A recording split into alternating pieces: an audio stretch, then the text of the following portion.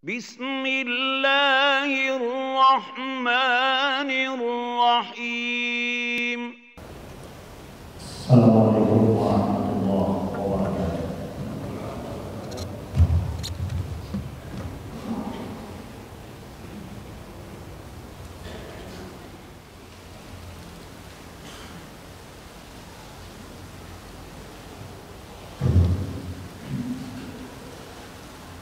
Alhamdulillah al-wahid al-ahad al-fard samad lam yalid wa lam yulad wa lam yakul lahu kufuwan ahad.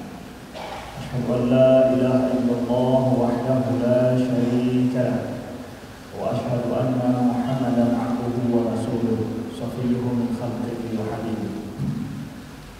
Allahumma shalli ala Muhammad wa ala ali Muhammad kama shallaita ala Ibrahim wa ala ali Ibrahim wa barik ala Muhammad wa ala ali Muhammad kama barakta ala Ibrahim wa ala ali Ibrahim fil alamin innaka Hamidum Majid.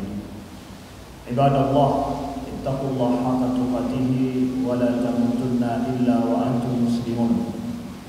I'lamu anna al-birra la yabla wal-dhanbu la yunsa wad-dayyanu la yamut i'mal ma syi'ta kama tadinu tudan. A'udzu billahi minasy syaithanir rajim. Bismillahirrahmanirrahim. Ya ayyuhalladzina amanu ijtanibu katsiran minadh-dhanni inna ba'dadh-dhanni itsm. Wa la tajassasu wa la yaghtab ba'dukum ba'dhan. Ayuhibbu ahadukum an ya'kula lahma akhihi maytan fakarihtumuh. Wattaqullaha innallaha tawwabur rahim. Wahai orang-orang yang beriman, jauhilah oleh kalian kebanyakan daripada purbasangka. Inna ba'dadh-dhanni itsm, karena sebahagian daripada prasangka, purbasangka itu adalah dosa. Wala tajassasu, janganlah kalian mencari-cari kesalahan orang lain. Wala yaghtab ba'dukum ba'dhan, janganlah kalian hidup saling menggunjing. Ayuhibbu ahadukum an ya'kula lahma akhihi maitan. Adakah mau di antara kalian memakan daging saudaranya yang telah mati? Fakarihtumuh, tentu kalian akan merasa jijik. Wattaqullah, maka bertakwalah kalian kepada Allah. Innallaha tawwabur rahim, sesungguhnya Allah Maha menerima taubat lagi Maha penyayang. Saudara-saudaraku seiman dan seakidah, sidang jamaah Jumat yang dirahmati Allah. Pertanyaan yang ingin kita jawab pada khutbah kita yang singkat kali ini adalah: adakah kita merasa rugi kalau seandainya kita menganggap semua orang itu baik? Kalau belum jelas, kami ulangi. Adakah kita akan merasa rugi dalam hidup kalau seandainya kita menganggap semua orang itu baik? Belum jelas sudah. Adakah kita merasa rugi kalau seandainya semua orang yang kita jumpai dalam hidup kita anggap itu orang baik? Adakah kita akan merasa rugi? Saudaraku yang dimuliakan Allah, jelas dalam ayat yang kita bacakan dan banyak ayat, Allah melarang kita untuk berprasangka terhadap orang lain. Prasangka tidak baik. Ada sangkaan kita terhadap orang yang tidak baik. Dilarang di dalam agama yang tidak baik ini yang dilarang. Tapi sangkaan yang baik tentang saudara kita, maka itu tidak dilarang. Sedangkan sangkaan yang tidak baik itu dilarang, yang tidak ada bukti terhadap itu, dan kemudian itu kita pertahankan dalam diri kita bahwa dia adalah seperti ini. Setelah sangkaan, itu yang dilarang sangkaan yang tidak baik yang ada dalam batin, dalam pikiran kita, itu dilarang ada.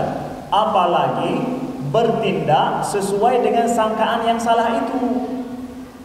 Cuma sekedar menyangka tentang saudara kita yang tidak baik, itu hanya kita simpan dalam file pikiran kita simpan dalam hati kita, simpan aja. Itu tidak diperbolehkan. Apalagi kemudian saya bertindak terhadap saudara saya itu sesuai dengan sangkaan saya yang salah. Menceritakan, kemudian makanya Allah larang setelah itu, ya, wala yaktab ba'dukum ba'da. Lalu maka setelah disuruh jauhi prasangka itu, jangan kalian menggunjing saudara. Menggunjing apa? Menyebarkan sesuatu yang tidak baik tentang saudara kita walaupun itu betul. Karena saya sudah menganggap dia tidak baik, memanglah dia tidak baik. Kemudian mulai saya beraksi. Udah mulai beraksi ini, bukan nyimpan aja yang tidak baik itu, beraksi. Mulai apa? Nyebarkan. Itulah namanya menggunjing, itulah namanya riba. Ini udah bertindak, udah mulai menyebarkan. Kemudian wala tajassasu, kemudian jangan kalian mencoba untuk tajassus, mencari-cari kesalahan, untuk membuktikan sangkaan yang salah tadi, sangkaan yang tidak benar. Itu juga sudah beraksi untuk mencari-cari kesalahan itu. Saudaraku yang dimuliakan Allah, sesungguhnya di dalam Islam jelas bahwa sangkaan kita terhadap saudara kita yang seiman itu dilarang kalau seandainya itu adalah sangkaan yang buruk. Kalaupun ada keburukan, tidak perlu kita sangka, memang buruk dia, memang tidak baik dia, memang jahat dia. Dilarang untuk menceritakan kalau itu masalah pribadi dia, kalau itu sesuatu yang dia sembunyikan tapi kita tahu. Dilarang untuk menyebarkan walaupun benar adanya. Dilarang untuk menyebarkan. Bahkan disuruh untuk mencari apa? Disuruh untuk mencari dalih yang membenarkan, dalam artian bahwa dalih yang lain mungkin dia tidak paham, mungkin dia tidak tahu, mungkin tidak ada yang kasih nasihat kepada dia, mungkin ini, mungkin itu, sehingga menyebabkan dalam hati kita merasa bahwa ya mungkin ada masih kebaikan pada dirinya. Hana langsung vonis abeh. Tidak boleh, saudara yang dimuliakan Allah.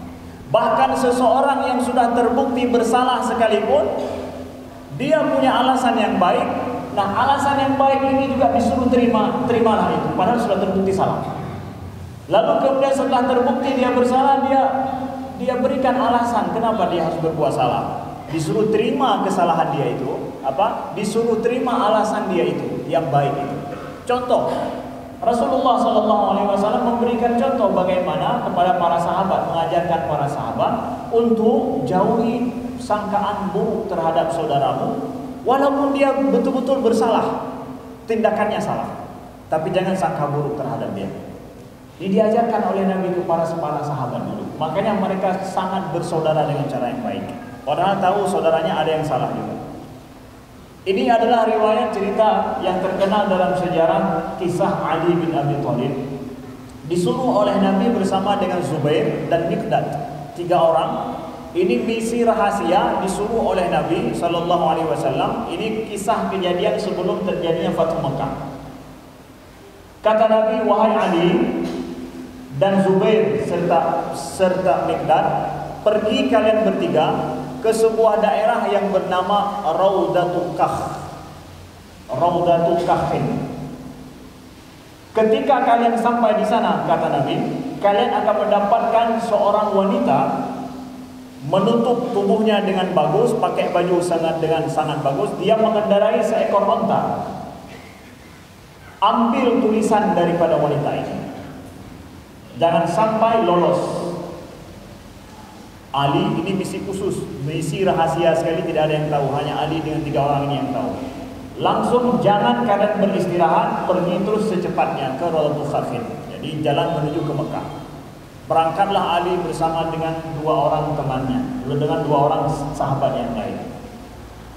Lalu betul seperti kata Nabi, ketika sampai ke daerah Raudatul Kahfin, mereka mendapatkan seorang wanita naik onta dengan mengendarai onta dan memakai baju yang sangat bagus, seorang muslimah, pakai baju yang sangat bagus sekali. Tapi kemudian Ali tanpa ragu menyatakan mesti inilah wanita yang dikatakan oleh Nabi. Lalu kemudian Ali berkata kepada wanita ini, berikan kepada kami tulisan yang kamu sembunyikan. Wanita ini mengatakan bahwa tidak ada tulisan bersama saya tidak buat tulisan apa-apa. Berikan tulisan itu. Padahal Ali tidak tahu betul tidak, pokoknya percaya pada Nabi, mesti ada sama wanita ini tulisan. Kalau engkau tidak memberikan, kami telanjangi kamu. Mau ditelanjangi sama Ali kalau tidak mau diberikan. Akhirnya kemudian wanita ini menyerah kemudian menyerahkan sebuah tulisan dalam kulit yang sudah dibalut. Tulisan ini tidak dibuka sama Ali, diambil langsung kemudian dibawa balik kepada Nabi Sallallahu Alaihi Wasallam. Kemudian ketika sampai kepada Nabi, dibuka oleh Nabi tulisan itu. Tulisan itu adalah daripada Hatib Ibnu Balta'ah. Hatib Ibnu Balta'ah menuliskan pergerakan tentara Islam di Madinah dan kasih tahu kepada orang Quraisy. Siapa Hatib ini yang membocorkan tentang pergerakan tentara Nabi dan menuliskan supaya dikirimkan surat itu kepada orang Quraisy? Ya. Hatib ini adalah sahabat Nabi, dekat dengan Nabi, dan termasuk orang yang ikut dalam perang Badar. Nabi ketika melihat ternyata tulisan ini berasal daripada Hatib, Nabi panggil Hatib. Mahada ya Hatib, wahai Hatib, apaan ini? Kenapa engkau membocorkan rahasia pergerakan tentara kita? Salah enggak Hatib? Dia seorang sahabat Nabi, dekat dengan Nabi. Kemudian Ali dan yang lain, sahabat yang lain terperanjat ketika mengetahui bahasa tentang kerahasiaan yang kita rahasiakan. Hatib yang membocorkannya kepada tentara Quraisy. Kira-kira apa yang akan terjadi? Kemudian heboh para sahabat, bagaimana Hatib bisa seperti itu? Dia orang ikut perang Badar lagi. Orang yang ikut perang Badar itu diampuni oleh Allah. Lalu kemudian sampai Umar bin Khattab bilang, "Ya Rasulullah, da'ni adrab unuka, biarkan aku penggal lehernya." Kata Nabi, "Nah, jangan.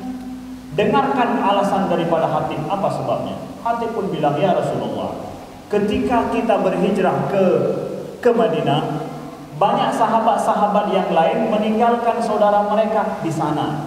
Ada yang mereka itu menjaga sanak famili mereka. Sedangkan saya di Mekah, saya tidak punya siapa-siapa, dan saya punya saudara, nggak ada yang membantu saya di sana. Jadi orang Quraisy mensyaratkan kepada saya, saudaramu di Mekah akan aman kalau kamu bocorkan rahasia penting dari Madinah. Demi saudara saya di sana, saya lakukan ini secara terpaksa, bukan gara-gara kufur, tapi gara-gara keterpaksaan saya ini. Bukan gara-gara saya ridho dengan orang kafir, bukan. Tapi masalah kehidupan saya harus seperti ini, saya melakukannya." Nabi pun tersenyum. Nabi bilang apa? Bahwa laqad sadaqa, sungguh Hatib telah berkata benar. Diampuni oleh Nabi dan dilarang caci oleh Nabi kepada para sahabat. Kenapa? Hatib telah masuk Islam, kemudian ikut dalam perang Badar. Kemudian kata Nabi bahwa sesungguhnya orang yang telah ikut perang Badar itu diampuni oleh Allah. Maka apapun kesalahan yang dia buat, keampunan oleh Allah akan dia dapatkan. Jangan kemudian kalian caci dia. Lihat, orang yang bersalah tidak boleh kemudian kita mencaci dia atau menganggap prasangka buruk setelah itu kepadanya. Dilarang oleh Nabi Sallallahu Alaihi Wasallam. Begitu saudaraku yang dimuliakan, apalagi saudara kita yang kita nggak tahu menahu tentang dia, yang kita nggak paham betul tentang dia, lalu kita berprasangka jahat buruk terhadap dirinya. Bahkan berani-beraninya kita berprasangka tidak baik dengan saudara kita yang baru kita jumpai, baru kita lihat sekilas, belum kita kenal, nyawa sang pencuri. Saudaraku, tidak demikian orang Muslim. Contoh lain lagi, Rasulullah SAW mengajarkan para sahabat secara langsung. Ada seorang sahabat Nabi yang bernama Abdullah. Abdullah banyak memang. Tapi ini dia digelar dengan Al-Himar. Ya, Al-Himar namanya, digelar dengan Al-Himar. Kenapa? Sahabat Nabi ini, dia ini sering kena dera, kena cambuk gara-gara dia mabuk. Hari-harinya dia suka buat lucu dan menjadikan Nabi tertawa. Jadi ada memang di antara para sahabat itu yang melucu orangnya, membuat Nabi senang dan tertawa. Tapi pekerjaannya dia sering kena cambuk gara-gara kedapatan minum. Karena seningnya dia kena cambuk, sehingga suatu ketika dia ingin dicambuk karena hukuman terhadap kesalahan yang dia buat, dia tidak lari daripada hukuman, dia serahkan diri memang. Ya Allah, ya Rasulullah, cambuk saya karena saya bersalah. Ya. Akhirnya ada para sahabat yang mengatakan laknatullahi alaihi ma aktsara ma yutabihi. Sungguh terlaknat dia itu. Sering kali dia kena cambuk dan berbuat dosa-dosa yang sama lagi. Jadi yang bungeh kalau dosa-dosa tu, lagi-lagi tu hana mubah. Itu didengar oleh Nabi sallallahu alaihi wasallam. Lalu Nabi bilang, "La tal'anhu." Jangan engkau melaknat dia. Ma a'rafu anhu innahu yuhibbullah wa rasuluh. Aku tahu kalau dia itu mencintai Allah dan Rasulnya. Hai, orang mabuk kena campur dia haba-haba tu. Masih pekerjaan itu juga. Enggak pantas kita membencinya, kata Nabi. La, jangan. Aku tahu sesungguhnya dia cinta pada Allah dan Rasulnya. Ada etika yang menjadikan saudara kita mulia di depan kita daripada seperti yang diajarkan Nabi sallallahu alaihi wasallam. Ketika kita membenci saudara kita, kemudian kita memuji kesalahan saudara kita, menjadikan kita benci padanya, orang lain juga benci padanya, memang tidak ada kebaikan sama sekali dari orang itu. Ketika lembu bungeh kemudian saya merasa dia itu memang sampah, memangnya tidak ada kebaikan daripada dia sama sekali. Ini dengarkan bagaimana Ibnu Abbas radhiyallahu anhu. Datang seorang Arab Badui mencaci Ibnu Abbas. Arab Badui orang kampung yang tak kenal siapa Ibnu Abbas. Dicacinya Ibnu Abbas. Apa dijawab sama Ibnu Abbas? Engkau mencaci saya. Ya, bahasanya adalah dona hati guru. Kalau engkau mencaci saya, kamu harus tahu ada 3 hal yang ada pada diri saya. Saya ketika membaca Al-Quran, kata Ibnu Abbas, setiap ayat yang saya baca, saya tahu maknanya, saya harap kalau bisa semua orang tahu apa yang saya tahu. Saya ingin kasih tahu kepada orang lain apa yang saya tahu daripada ayat Al-Quran. Itu setiap saya baca Quran. Itu ada dalam diri saya seperti itu. Kemudian setiap turun hujan di suatu tempat, saya berdoa, ya Allah, mudah-mudahan diberikan kebaikan kepada saudara saya yang diberikan hujan di tempat itu. Setiap ada kabar gembira dari yang terjadi pada saudara-saudara saya muslimin di tempat lain, saya akan merasa bersyukur kepada Allah. Itu saya, kata Ibnu Abbas. Itu yang mungkin kamu tidak tahu. Maka pantaskah engkau mencaci saya sedangkan masih ada 3 kebaikan ini pada diri saya? Paham kita tidak? Ketika kita mencaci orang lain memang haji kubur dulunya. Ya, betul-betul memang dia tidak ada kebaikan pada dirinya. Sehingga kita pantas membencinya atau berprasangka buruk padanya. Kalau ingin berprasangka buruk, maka yang benar kita katakan, yang baik kita katakan, yang buruk juga bilang. Ganya urang gak benar, mang kurang gak ino. Gak benar, kurang gak benar. Kebanyakan penyakit kita adalah apa? Yang buruk hana tapegah yang hana gak. Kalau seandainya ingin ceritakan yang tidak baik tentang saudara kita, lihat, nah kebaikan nyelun. Kalau sanggup saya ceritakan yang baik, maka kemudian ceritakan yang kurang baik boleh. Ya, boleh hanya untuk apa? Hanya untuk mendidik diri kita. Nyok bengah yang hana tentangnya. Man yang god nah, hana menyahana depu yang god berarti negim. Boleh jadi na yang god hana god. Makanya Umar bin Khattab bilang apa? Idza ra'aita min akhika khata'an, ya. Kalau seandainya engkau melihat kesalahan daripada saudaramu, faltamis lahu udhran, maka carilah uzur, carilah alasan sehingga kamu bisa berprasangka baik kepadanya. Kita menginginkan kebaikan kepada saudara kita. Salah satu kebaikan yang kita inginkan pada saudara kita apa? Jangan menduga yang tidak baik tentang saudara kita. Itu kebaikan yang luar biasa. Maka di akhir khutbah yang singkat ini adalah kita ingatkan saudaraku yang dimuliakan Allah, wala tajassasu wala yaktab ba'dukum ba'dha. Jangan mencari-cari kesalahan saudara kita dan juga jangan sampai kita menggunjing, menyebarkan sesuatu yang jelek tentang saudara kita. Kalau sudah ada, maka cukuplah kita yang tahu, ya. Kalau ingin kemudian kita amar ma'ruf nahi munkar, nasihati dia secara baik. Jangan bilang kepada orang lain, nyona masalah dan cara adanya udin. Kesalahan orang lain dia sendiri tidak tahu, kita sudah sebarkan kepada orang lain semuanya, sehingga orang lain tahu dia salah melalui si peluru-pelurunya. Kenapa nggak langsung kasih tahu? Sang kurang paham, langsung apa? Beda-beda kau.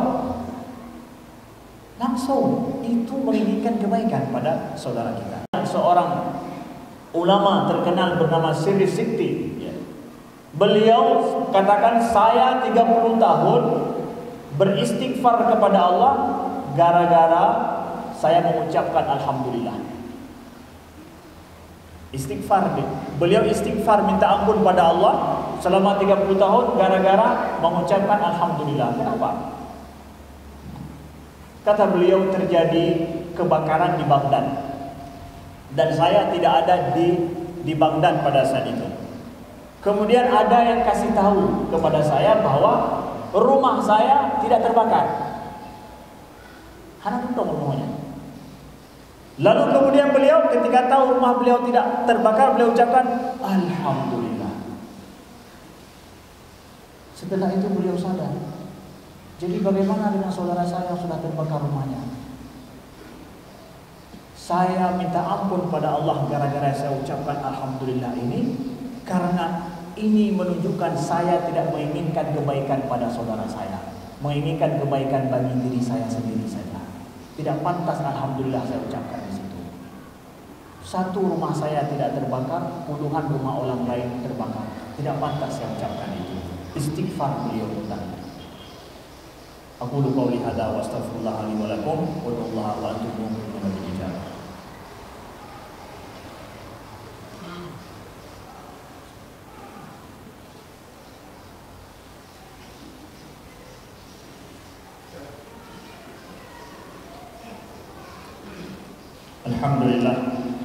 Alhamdulillah nahmaduhu wa nasta'inuhu wa nastaghfiruhu wa nastahdihi wa na'udzu billahi min shururi anfusina wa min sayyiati a'malina may yahdihillahu fala mudilla lahu wa may yudlil fala hadiya lahu. Asyhadu an la ilaha illallah wahdahu la syarika lahu wa asyhadu anna Muhammadan 'abduhu wa rasuluh. Allahumma shalli ala Muhammad wa ala ali Muhammad kama shallaita ala Ibrahim wa ala ali Ibrahim wa barik ala Muhammad wa ala ali Muhammad kama barakta ala Ibrahim wa ala ali Ibrahim fil alamin innaka Hamidum Majid. Ibadallah, ittaqullaha haqqa tuqatih wa la tamutunna illa wa antum muslimun. Ya'lamu anna al-birra la yabla wa an-namu la yunsa wa ad-dayyanu la yamut. Ya'mal ma syi'ta kama tadinu tudan. A'udzu billahi minasy syaithanir rajim. Bismillahirrahmanirrahim. Ya ayyuhalladzina amanu ijtanibu katsiran minadh-dhanni inna ba'dadh-dhanni ithm. Wa la tajassasu wa la yaghtab ba'dukum ba'dhan. Ayuhibbu ahadukum an ya'kula lahma akhihi maitan fakarihtumuh wattaqullaha innallaha tawwabur rahim. Allahumma ighfir lil muslimin wal muslimat wal mu'minin wal mu'minat al ahya'i minhum wal amwat bi rahmatika ya arhamar rahimin. Allahumma shfi mardana wa mardal muslimin warham mautana wa mautal muslimin. Allahumma a'izzal islam wal muslimin. Allahumma a'izzal islam wal muslimin. اللهم انصر إخوان المسلمين في فلسطين وانصر إخوان المسلمين في سوريا وانصر إخوان المسلمين في ليبيا وانصر إخوان المسلمين في الصين وانصر إخوان المسلمين في مشارق الأرض ومغاربها برحمتك يا أرحم الراحمين. اللهم بلغ لنا رمضان اللهم بلغنا رمضان اللهم بلغنا رمضان برحمتك يا أرحم الراحمين. ربنا آتنا في الدنيا حسنة وفي الآخرة حسنة وقنا عذاب النار وأقيموا الصلاة إن الصلاة تنهى عن الفحشاء والمنكر ولذكر الله أكبر والله يعلم ما تصنعون.